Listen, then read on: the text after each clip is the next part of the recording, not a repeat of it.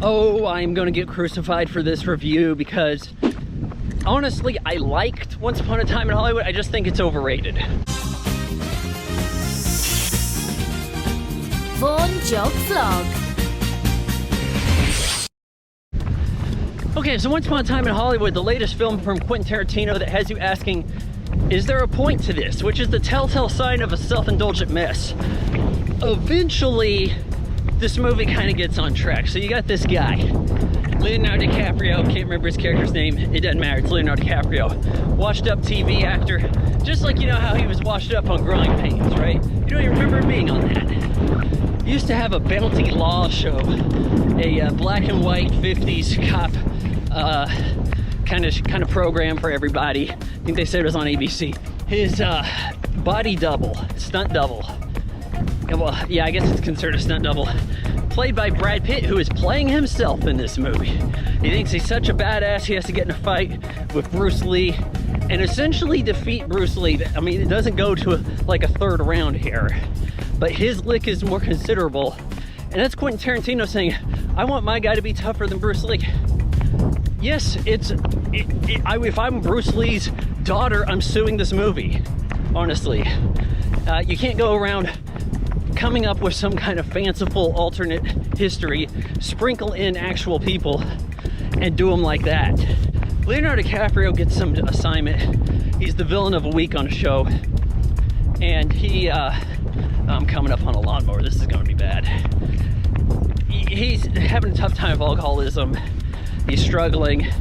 He has to ask for his line during a scene, which is entirely unrealistic because there's so many cuts in the camera that it's obvious that this was edited together, and therefore including him asking for the line breaks the fourth wall, and it does harm in a way that it makes the audience feel stupid. Like, do you think we don't know how movies are put together at this point, Tarantino? So, yeah, this movie meanders about on the set. Meanwhile, Brad Pitt actually has the real story to do. He sees these hippies on the street, spends a lot of time driving around, which is an excuse for Quentin Tarantino to make you listen to music he likes. So as that's happening, picks up one of the hippie gals, takes her to a ranch. You start to put some pieces together that this is, what was it? I forgot the guy's name. I'll put it up somewhere in a chyron here. Yeah, that it's his people, but you don't really know how the movie's going to end. Well, it turns out that they come up to Polanski's house to do some murdering that night, right?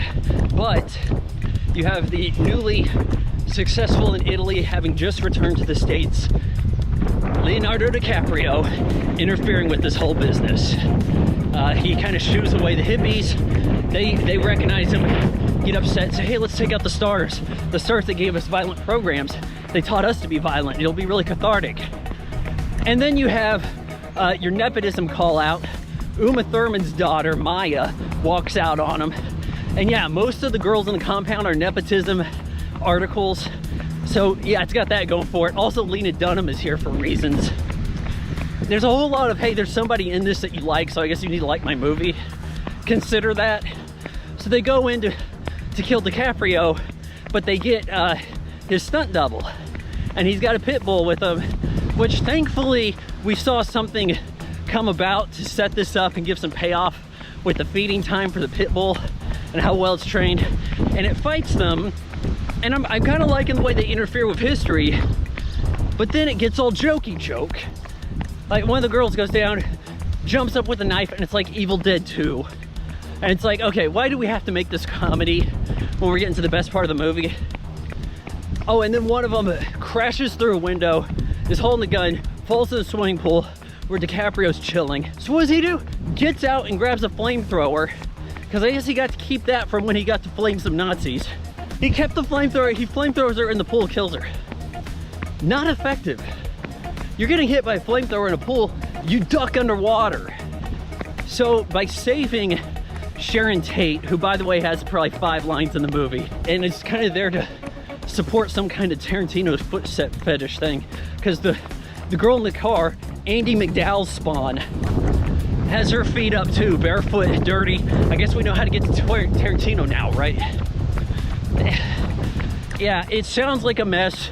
It largely is. You don't need prolonged scenes of me flexing my dialogue like DiCaprio reading, or rather getting a lecture from a girl before she's a has-been. But there is something to enjoy here, and maybe that's all it takes to get 3 out of 4 stars anymore from me.